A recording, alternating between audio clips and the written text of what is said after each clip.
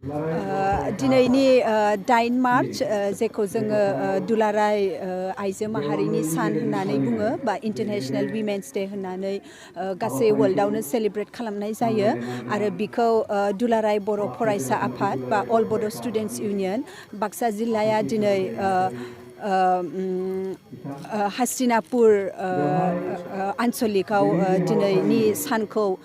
फालिनाय जादों आरो बे फालिनायाव आंखौ गाहाय आलासि महरै नुजाथिफैनो हांख्राय हरनायलाय आं दिनै नुजाफैबाय आरो जोबोद सोमोनांथाव जे दिनैनि सानखौ दुलाराय बर' फरायसा आफाद बाक्सा जिल्लाया बे दिनखौ सेलिब्रेट खालामनो दिनै मेल खुंदों आरो बे मेलाव जोङो नायोबा दाब दाब जायगानिफ्राय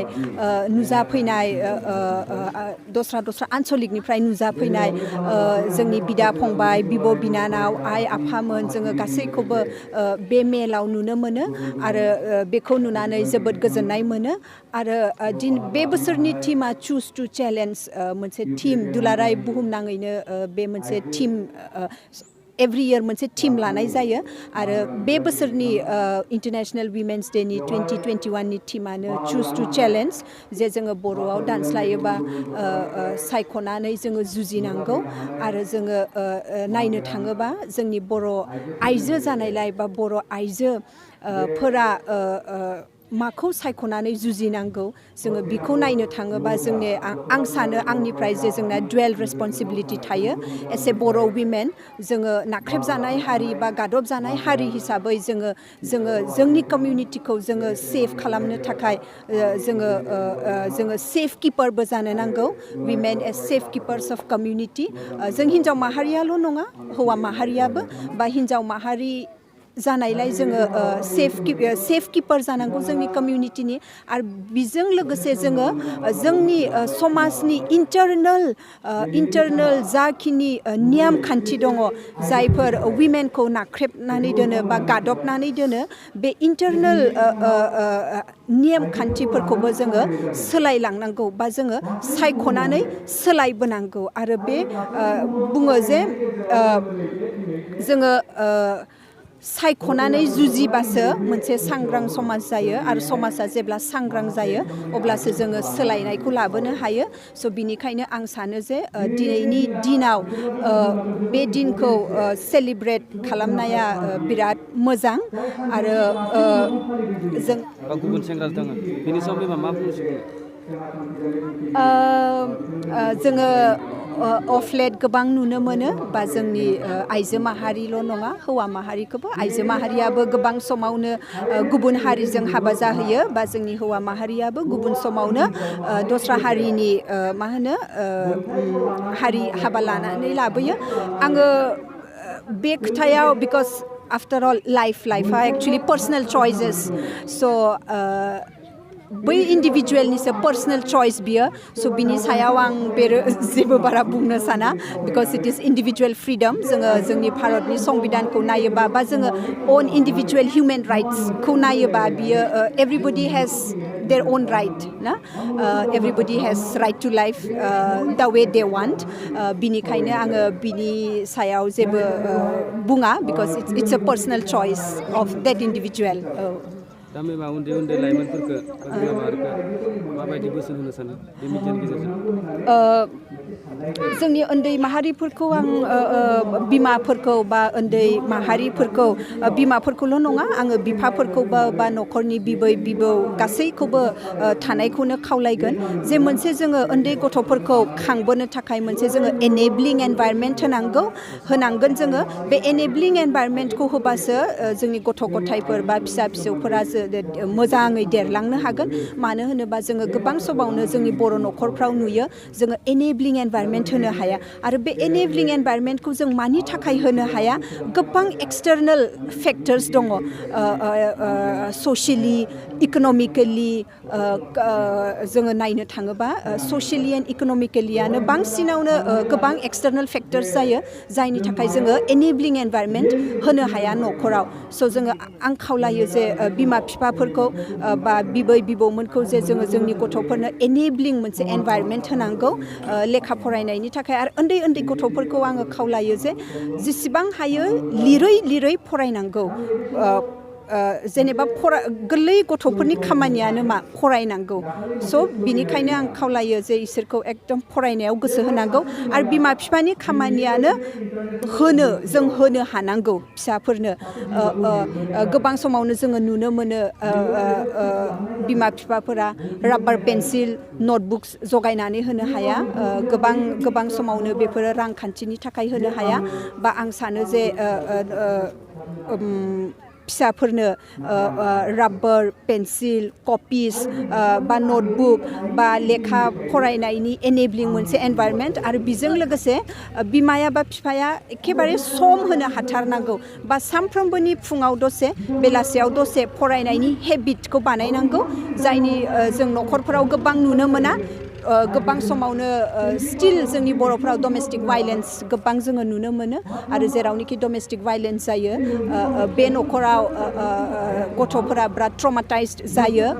स' जोङो गोबां समावनो जोङो माने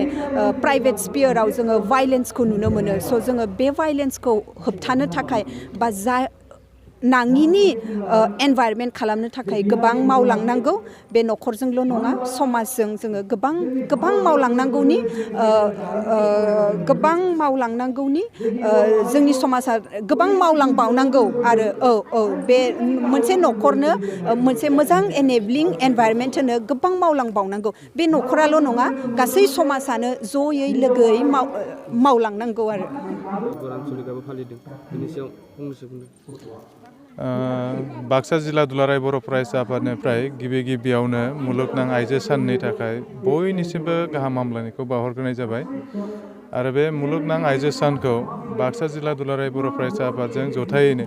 हस्तिनापुर मौजा बे बिजिनि दख्रा दुलाराय बर' फरायसा आफादनि दैदेननायाव बे पारा बाजाराव दिनै खुंफुंबाय आरो बे खुंफुंनायाव गोबां मदद होनायनि थाखाय रायजो राजा लोगोसे बाहागो लाफैनायनि थाखाय गुबैयै स्पेसियेलि आइजोफोरखौ साबायखर बावगोन मानो होनबा बेहाय गोबां आइजोफोरा बाक्सा जिल्ला दाब दख्रानिफ्राय बेहाय बाहागो लाफैदों आरो हस्तिनापुर मौजा दख्रा बिजिनि माने दुलाराय बर' फरायसा आफादनि बेन्दोंनि जिखिनि आइजोफोर बेहाय बाहागो लाफैदों आरो बेहाय गाहाय आलासि हिसाबै जोंहा खाफाल गोनां जे Don Bosco' इउनिभारसिटिनि assistant professor Bibha रानि स्वर्गियारि बिथांखौ जोङो मोननो हादों बिथाङा गोबां माने ससियेल वर्कनि सायाव जे समाज बिथिंनि सायाव बिथाङा गोबां राफोद सासे फोरोंगिरि आरो गावनि जिउ दैदेननायाव जिखिनि गावनि माने मोनदांबोनाय जिखिनि लाइफ जिउ बेखौ बेहाय गेबेङै फोरमायदों आरो आइजोआ माबायदि इयुनाव बिबान लानानै मोनसे सुस्थु चेलेन्ज दिनैनि जि टीम बे टीमनि सायाव गोबां मोनसे मेहेरगोनां बिबुंथि होलांबाय दा बिनि थाखाय बयनिसिमबो साबायखर बावगोन आङो जे बाक्सा जिल्ला दुलाराय बर' फरायसा आफादनि खावलायनाय लेखा बिथांजोआ फैनानै बाहाय बाहागो लाफैदों आरो बयखौबो रायजो राजाखौ मदद होनायनि थाखाय फिन खेबसे साबायखर बावनाय जाबाय गोजोन्थों दाबायदियावथ' उन्दै सेंग्रा उन्दै बैसो जाय बिलागा फरायनो गोरों लेखा गोरों गेदेर कलेजाव फरायनो गोरों बैफोरबायदि गथ' उन्दै बैसोआव हाबा जादों बे समाव दुलाराय बर' फरायसाया माबायदि हेफाजाब माबायदियाव बेबायदिखौ बाथा होनो सानगोन बे मोनसे जोंनि थाखाय जुजिनो गोनां चेलेन्जिं मोनसे सिटुवेसन होननानै बुंगोन जे गोरों गोरा जोंनि फरायसा फरायसुलिफोरानो उन्दै समाव हाबा जानाय आरो बेनि बादैबो हाबा जाखानाय गथ' गोनां सानै साथाम गथ' गोनां हिन्जावफोरा गुबुनजों खारलांनाय बे जोंनि थाखाय जोंनि समाजाव मोनसे गुबुंले बारहावा बेहाय सोमजिबाय थादों दा बिनि थाखायनो दुलाराय बर' फरायसा आफादा आइजोनि मोनसे जथाय गौथुम दिनै दाफुंनानै लाबाय मैयानि समाव डेलिगेट मिरु दुलाराय बर' फरायसा आफादनि दैदेननायाव डेलिगेट सेसन जादों दा बेहाय जोंनो एसे आइजो दैदेनगिरि नांगौ आइजोनि माखासे जेंनाफोरा आइजोआनो सुस्रांनांगोन आइजोफोरानो बेहाय बाहागो लानांगोन गावनि जिखिनि गांनाय उखैनाय गावनि जिखिनि समयसाफोर बे उन्दै बैसोआव हाबा जानायानो जाथों बे हाबा जाखानाय गथ' गोनां हिन्जावफोरा खारखुमा लांनाय सोरजोंबा दोनखारलांनायानो जाथों दा बैफोरावबो जोंनि हौवा माहारि बा एबसुआल' नङा बेहाय गुबुन माने जोंनि माहारियारि आफादाबो बेहाय सहाय सहयोग होनांगोन बेखौ बादा होनायनि बेखौ फोजोबनायनि थाखाय खामानि मावनांगोन बिनि थाखाय आङो खावलायगोन जे जोंनि जिखिनि आइजो दैदेनगिरिफोर दङ दा मोनसे कअर्डिनेसन कमिटि दानानै लानाय जादों जोंहा दङमोन नाथाय दिनै एसे दुखुनांथाव जे बर' माखासे आइजोफोरा दिनै समाव जेरैबायदि बिबान लानांगौमोन जोंनि आइजो माहारिनि बे गुबुंले बारहावाखौ फोसाबनो थाखाय मोनसे समाव जोङो नुदों न'खराव दुम-दाखाल जानाय जौ लोंनायखौ जौ होबथा सान फालिदों 4 फेब्रुवारि दिनै माने नै दा बैसागो सम फैसिगोन बैसागोनि सिगां बेखौ फालिनाय जायोमोन दा बेखौ फालिनायावबो जोंहा गोबां मोनसे मिजिं दंमोन जे जोंनि जौ जुवाया जोबनांगौ आइजोफोरानो बाहागो लानांगौमोन दा बेहायबो जोङो एसे खम जानायखौ जिहेतु नुदों दा गिबियै आइजोफोरा बेहाय जाहाथे मदद होयो बेहाय बाहागो लायो आइजोफोरानो दैदेनो आइजोफोरानो जाहाथे बेहाय सांग्रां जायो बेखिनिखौ खावलायगोन आरो इयुनाव आइजोफोरनि जि मददजों दुलाराय बर' फरायसा आफादा जेब्लायबो थाफानानै बे आइजोफोरनि जिखिनि जेंना उन्दै बैसोआव हाबा जानाय हाबा जाखानाय खारलांनाय न'खराव दुम-दाखाल जानाय बेफोरखौ गासिबो सुस्रांनो थाखाय जेब्लायबो मदद होलांगोन आरो हाबाफारियाव बाहागो लालांबाय थागोन।